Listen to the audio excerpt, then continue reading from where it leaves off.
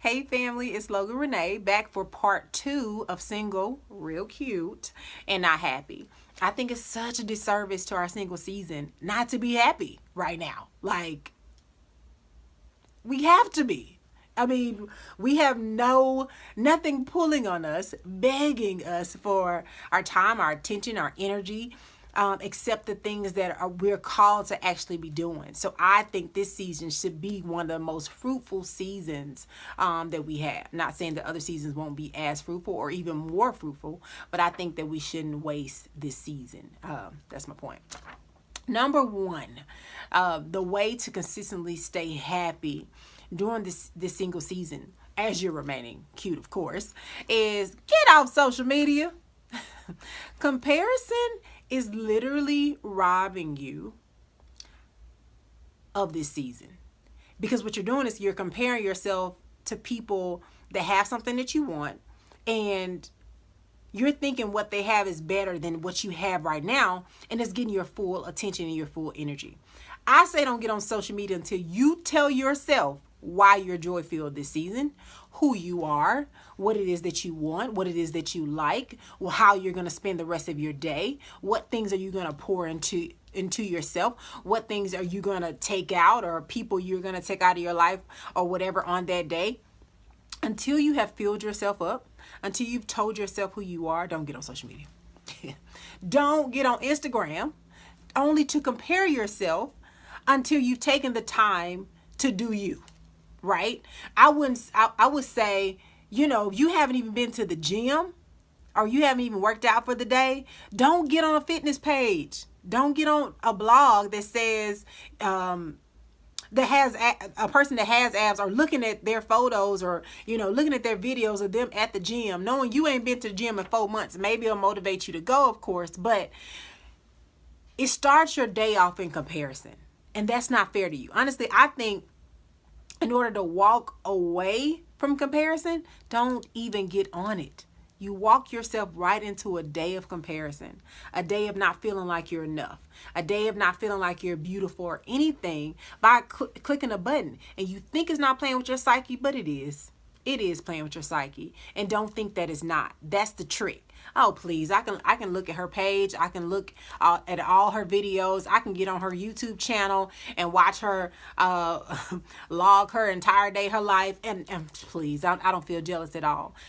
Don't discount that, because you will compare yourself, especially if you haven't told yourself that day who you are, what it is that you want, the goals that you're going after. If you haven't affirmed anything about yourself that day, do not get on social media. Wholeness continues and is consistent within ourselves on daily practices of what we put into ourselves. Okay, let me say that a little better. To remain whole is not a one-day thing. It's not a I'm whole and I'm good. Wholeness is attached to your consistency to fill yourself up every day. Wholeness is attached to your consistency to fill yourself up every day. You cannot fill yourself up by comparing yourself to other people. And to say that you're not going to do that when that's the first thing that you do when you get up in the morning, you haven't even said thank you, for the breath that you still have, but yet you're on Instagram. Don't do it. Don't do it, sis. Number 2, balance who you hang out with. Balance who you hang out with. This is so important. This is so key. Hang out with single people. Hang out with married people. Hang out with divorced people. Hang out with widowed people. And I would say hang out with divorced people who are happy, who aren't like bitter. Hang out with that type. Hang out with people that have kids and are single, that are married, single. Hang out with everybody just to give you some perspective. When you hang out with people that's been married 40 years, that pedestal that you have marriage on, you bring it down. When you hang around people who are happily married, I would say happily married for sure. People who aren't bitter, hang around these types. But hang around somebody that was married 40 years and got a divorce. Married 22 years and got a divorce. It literally gives you perspective. And what I love about hanging around those people who aren't bitter that got divorces, so many lessons. So many lessons. There's some things you don't have to learn. You don't have to learn it. Just take their lesson. Just hang out with them, see what they learned about themselves, and take it and go apply to your relationship. I mean, there's some things I feel like we shouldn't have to test. There is enough stories around us that, you know, we can take nuggets from to apply to our own lives. I love hearing happily married women talk about their husbands. I love hearing widows reminisce on things that they did with their spouses, and just that joy and that excitement that comes up in their you know, speech when they're talking about their boo. You know, I think it's really, really cute. Hang around these people just to give you a different perspective. Hang around people that have been divorced and that are learning how to be single again, and what their day-to-day looks like. You know, them not having to do for another person, or be here at a certain time, or set this up or set this out, or set up that appointment or anything. I love hearing that. It gives you a different perspective, and it takes marriage off this pedestal and it brings it to reality of the things that you're gonna have to do, and the processes you're gonna have to set in place, and all these other things that are not shown on the wedding pictures. All these things that are not, you know, highlighted on social media. It is life going on in the background of a picture. All you see is the smile. You don't see the process. All you see is the likes, but you don't see the energy and the time and the faith and the patience that it takes to keep a marriage, keep a man, keep a household running. I'm telling you, hang out with some people. You get to see some stuff. You won't be over here, you know, in La La Land. Disney has lied to you. It is not the prince come and everything. You got butlers. You ain't got no butlers. You don't got no butler right now. You know, it really does give you perspective. That's number 2. Number 3 is ask yourself every day how I can be joy-filled. Every day.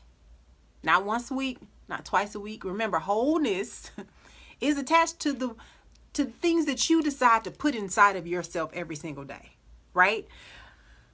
Do I need to go to a baseball game? Do I need to take this time and get in a hot tub and just chill? You know, do I need to go hang out with some friends? Like, what is it that I need to do today to be joy-filled? Do you need to go volunteer at church, volunteer at a shelter, you know, go donate some stuff, clean out your closet, you know, call an old friend, start your blog, start your business, start that magazine that you keep saying that you want to start that partnership with a friend, start a clothing line. Do I need to go pray right now? Do I need to go read? What do I need to do right now or today that's going to keep me joy-filled?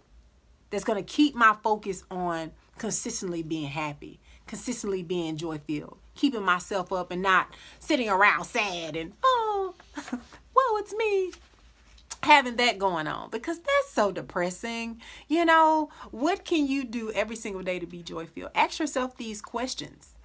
Are you hanging around different people to give you a different perspective, or open your eyes to things that you don't even know that's attached to being in a relationship, don't even know it's attached to being in a marriage or in a business situation? Hang around people that own businesses. Let's say you want to go on one. Go hang out with them. See what they do. It looks good. Oh God, the awards look good. The shares look good. But the backdrop, I'm telling you, the backdrop is work. Work, people. And if you're not willing to work and you're not willing to give, you might want to take all these things that you have on a pedestal off. And that's real talk. I've definitely changed a lot of things I said I wanted after I started hanging out with people who had it. It gave me a different perspective. Definitely.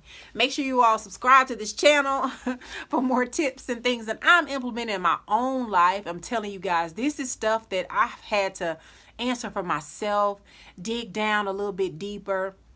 You know, pull some skeletons out of my own closet just to even be clear, as my auntie Iyanla would say, be clear on, you know, these things that you want to be very, very clear on and sure on. I hope you've enjoyed this video. Make sure you comment and let me know, like, maybe something that you're struggling with in your single season, some things that you have implemented in your single season, because it might help me.